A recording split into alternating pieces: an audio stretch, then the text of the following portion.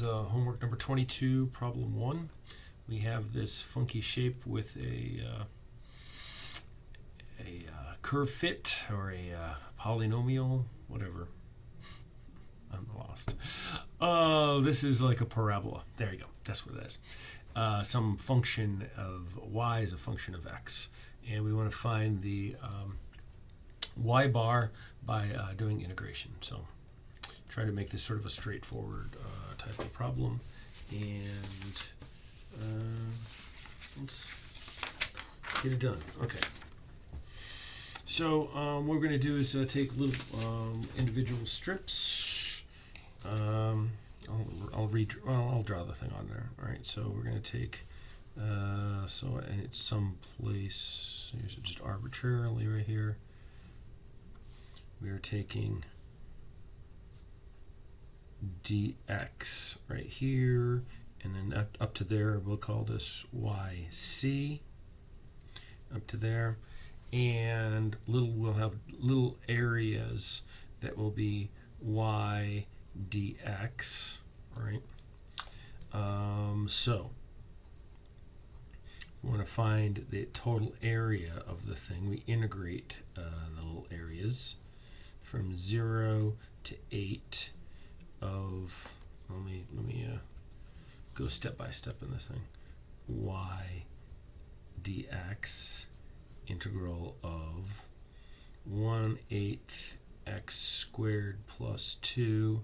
That's from 0 to 8 of the thing dx.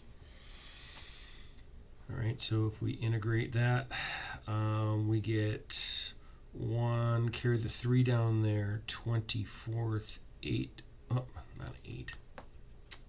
I'm very tired. It's very late at night. X3 plus 2x, right? And we're going from 0 to 8. So from that, we put the 8 inside here, and we end up getting 37.33. And I didn't say what the units were as part of this, so we'll leave units off. All right, so now the second part, the other thing that we need to do, we need to find out what Q, I think we call this QX, which is going to be equal to a y bar, which is going to be equal to the integral of yc dA, right? And maybe up here somewhere I'll write that. yc is going to be y over 2, right? We know that from just this right there. So putting that in there, we get y over 2, the integral, times y dx, which ends up being the integral from 0 to 8 of 1/2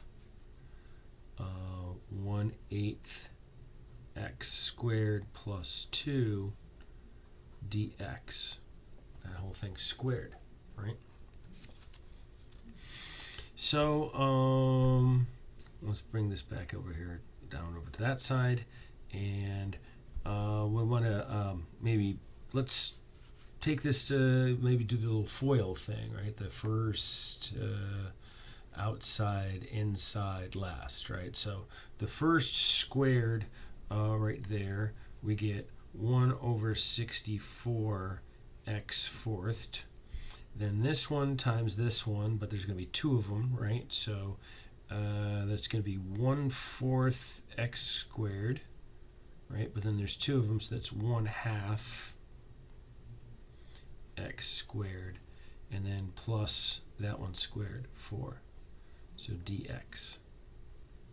And this from 0 to 8. So if we integrate that, we get 1 over, and I'm not going to bother with the number, 5 right there, x5 plus 1/6, right, x cubed plus 4x from 0 to 8.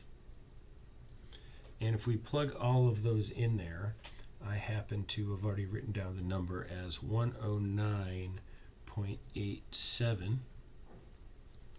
So and remember that's equal to a over y. So if we want to get y bar, we take a over y bar divided by a, or 109.87 divided by 37.33, and that comes out to 2.943.